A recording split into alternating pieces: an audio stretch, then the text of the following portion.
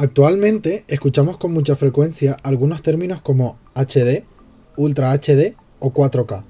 Estos son tipos de resoluciones que hacen referencia al tamaño de los píxeles en horizontal y en vertical. En el cine digital, la resolución horizontal de cada fotograma se puede dividir en 1K, 2K, 3K, 4K, 5K, 6K, etc. Actualmente, la resolución del negativo de 35 mm, que es el más usado en cine, se ha establecido en 6K, aunque normalmente se convierte a 4K o 2K para proyectarlo. En este vídeo podemos ver la diferencia entre la visualización en 1080 y en 4K. Las gamas más altas de las cámaras digitales van dirigidas a la cinematografía digital. Dentro de ellas hay una gran variedad de marcas que trabajan con este tipo de cámaras. Estas son algunas de ellas. Arri. Son conocidas por su robustez, su colorimetría y un rango dinámico extraordinario. Son muy usadas en las grandes producciones a nivel mundial por sus espectaculares resultados en los tonos de piel.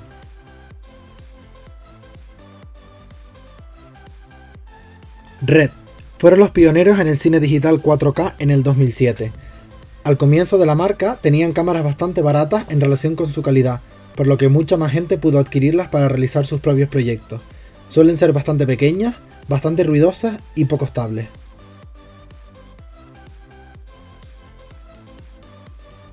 Sony es el fabricante que más ha estado apostando por el 4K, desde las DSLR hasta la cinematografía digital, y su mejor cámara ya tiene opción de grabación en 8K.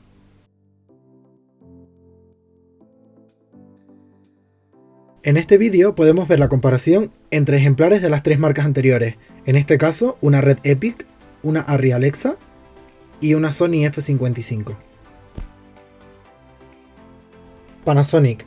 Desde el lanzamiento de la VariCam 35 en 2014, esta empresa se alzó entre los mejores fabricantes de cámaras para cinematografía digital. Esta cámara en especial permite trabajar con alta sensibilidad y unos bajos niveles de ruido. Canon. La confianza que transmite la tradición de Canon ha hecho que sus cámaras se mantengan entre las mejores del mercado. Fueron pioneros en 2008 con la EOS 5D en grabación de vídeo con cámaras fotográficas DSLR.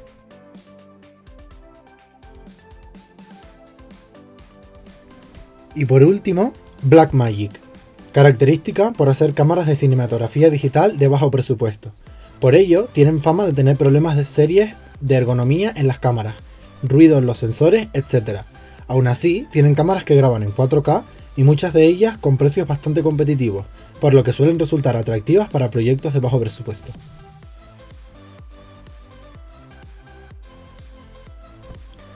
Las cámaras de vídeo y televisión tienen la función de convertir una imagen óptica en una señal eléctrica, que puede de nuevo convertirse en óptica en el receptor de televisión. La cámara de vídeo se compone de varias partes esenciales, entre ellas la óptica, el dispositivo captador de imagen y el visor. La resolución sirve para medir la capacidad que tiene una cámara para reproducir ciertos detalles. Cuanto mayor sea la resolución, la imagen tendrá una mayor nitidez y por lo tanto se verá mucho más definida. El sistema NTSC es un sistema de codificación y transmisión de televisión a color analógica desarrollado en Estados Unidos. Un derivado de NTSC es el sistema PAL, que se emplea en Europa y en países de Sudamérica. Este sistema consiste en la transmisión de 30 imágenes por segundo formadas por 486 líneas horizontales visibles con hasta 648 píxeles cada una. Para establecer los límites de resolución de las cámaras, se coloca el gráfico de resolución de manera que se cubra todo el encuadre y se observa el punto del gráfico donde las líneas comienzan a perder definición. Las cámaras de alta calidad tienen una resolución de aproximadamente 900 líneas y las de HDTV rondan las 1000. La resolución de la que hemos hablado anteriormente se refiere a la definición de la luminancia, es decir, del componente blanco y negro de la imagen de la televisión. Cuando se desarrolló el sistema de televisión a color, se creó un sistema complejo para agregar una resolución de color más baja que la existente en la señal para blanco y negro. Las cámaras de televisión requieren de un mínimo de iluminación para poder reproducir imágenes de una calidad razonable. Este nivel se mide en foot candle o en lux, y aunque producirán imágenes aceptables en las condiciones de luz más pobres, la mayoría de las cámaras de vídeo profesionales requieren un nivel de luz de 150 a 200 foot candles para producir una fotografía de calidad óptima. Bajo condiciones de poca luz, el vídeo empezará a verse oscuro, con pérdidas de los detalles en las áreas con sombra, Pero para situaciones con muy poco nivel de luz, hay módulos de visión nocturna que usan multiplicadores electrónicos para amplificarla y que pase a través del objetivo.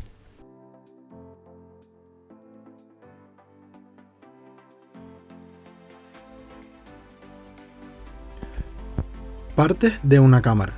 La cámara se divide en óptica y cuerpo. La óptica está formada por lentes cuya función es reunir y enfocar la luz reflejada por el sujeto sobre la parte fotosensible del dispositivo. Las lentes de estas ópticas pueden ser fijas o variables, y las partes que forman estas lentes son: anillo de enfoque, ajusta la distancia a la que la imagen tiene mayor definición. La profundidad de campo con la que podemos contar depende cuánto modifiquemos la distancia a la que está enfocando el objetivo. Macro, este modo sirve para enfocar con nitidez objetos que están demasiado cerca de la óptica. Diafragma. Su función es modificar la luz que incide en el sensor de la cámara, y la mayor o menor apertura del diafragma cambia la profundidad del campo. Así, a medida que aumenta el valor de los números f, disminuye la cantidad de luz que penetra en el objetivo y aumenta la profundidad de campo. El zoom consiste en la modificación progresiva del encuadre y nos permite variar la distancia focal mediante el movimiento de las lentes de nuestro objetivo.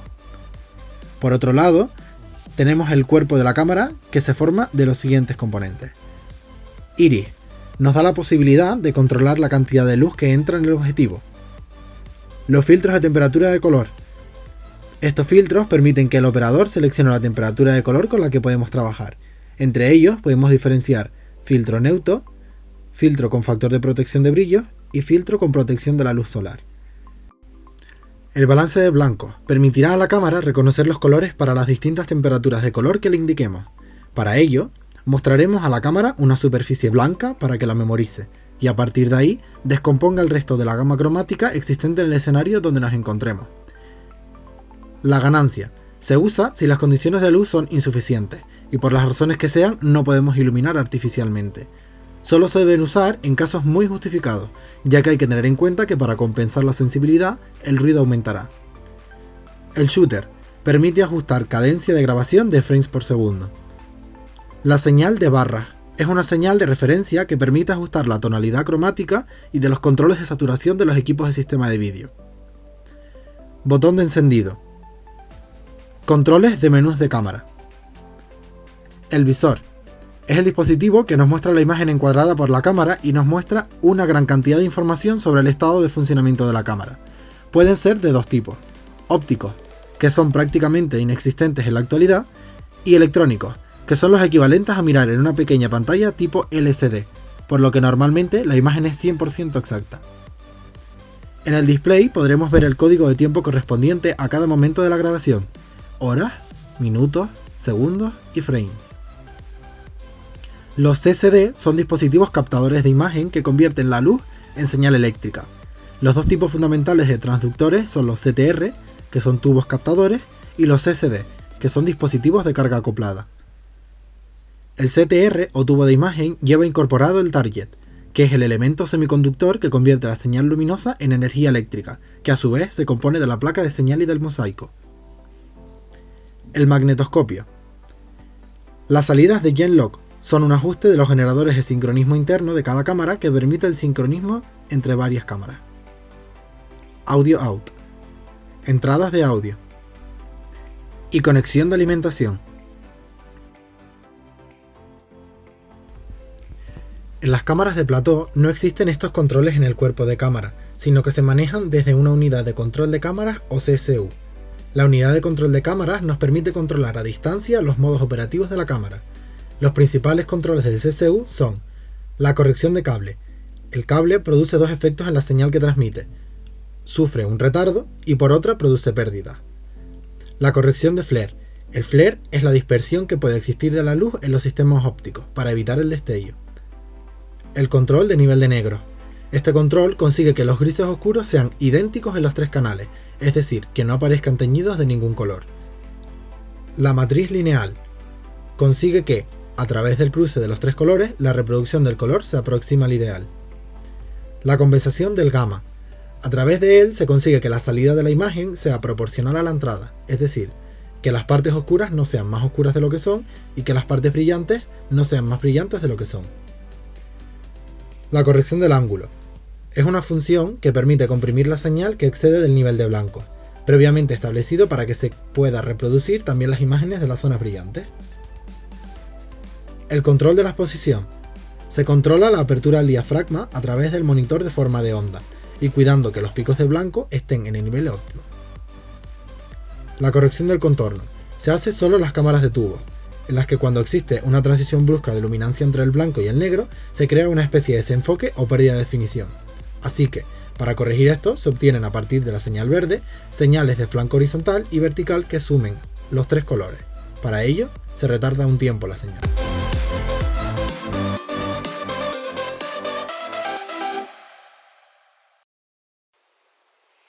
Controles y funciones. En el momento de poner una cámara en acción, independientemente del tipo que sea, existe una serie de funciones en común, como son la fuente de alimentación, el diafragma manual o automático, la temperatura de color, el balance de blanco, la ganancia, shooter, entre otros. Las operaciones cinematográficas antes de grabar con una cámara. En ellas podemos encontrar el balance de blancos, importante para que todas las imágenes queden iguales, el formato de pantalla, que siempre debemos de poner el mismo, aspectos de cine avanzado, como puede ser la iluminación en la postproducción, el ajuste de blancos y negros y el cuidado de la utilización de las gamas para no quemar la imagen. Las cámaras y sus características. Las mini DV. Es un formato de vídeo en el que se utiliza una cinta magnética dentro del casete de mini DV. Estas también pueden ser reproducidas en DV-Cam. DV-Cam, a diferencia de las mini, puede grabar con dos cintas diferentes, las mini y las normales. La DV-C Pro tiene el mismo esquema de compresión que la mini DV. A diferencia, tiene el audio perfectamente sincronizado con la imagen. La Betacam digital, orientado a la grabación de noticias en directo y reportaje. Utiliza un sistema de compresión MPEG-2. HD alta definición, con un formato de píxel de 1920 x 1080 que graban en cinta y que para su alta resolución utilizan el sistema CCD.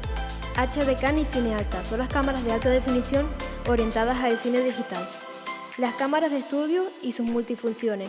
Cámaras de plató son cámaras para llevar en grandes producciones como un programa de variedades en directo. Cámaras FP.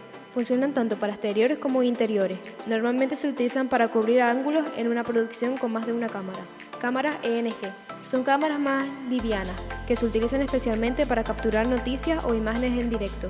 Accesorios de cámara. En ellos podemos encontrar transformadores de red, baterías, trípodes, monitores, ópticas, accesorios, entre un montón de cosas.